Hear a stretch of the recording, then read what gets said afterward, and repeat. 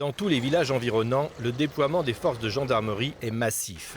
Beaucoup ont été réveillés dans la nuit par le va-et-vient des véhicules. On a beau avoir l'habitude autour de la ZAD, ça reste impressionnant. Moi, je trouve que là, c'est vraiment démesuré. Que je vous assure, quand ils sont arrivés, ils sont passés, j'ai eu des frissons, ça m'a fait peur, quoi. Je dis, c'est presque, c'est la guerre, quoi. Beaucoup n'ont pas souhaité répondre à nos questions. Le sujet oppose, même à l'intérieur des familles, et depuis des années. Si les gens, les zadistes veulent rester, qu'ils se mettent dans les lois, comme nous on paye pour être ici, s'ils veulent rester ici, qu'ils payent aussi. Après, moi ils m'ont jamais embêté, j'ai jamais eu de soucis ici.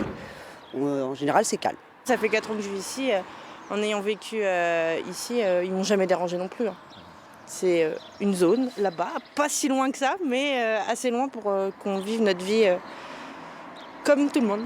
Il y a ceux qui s'intéressent et soutiennent l'expérimentation de vie collective qui s'est développée sur la ZAD, ceux qui parlent avant tout d'une zone de non-droit et ceux qui en ont simplement marre d'être sous les feux de l'actualité.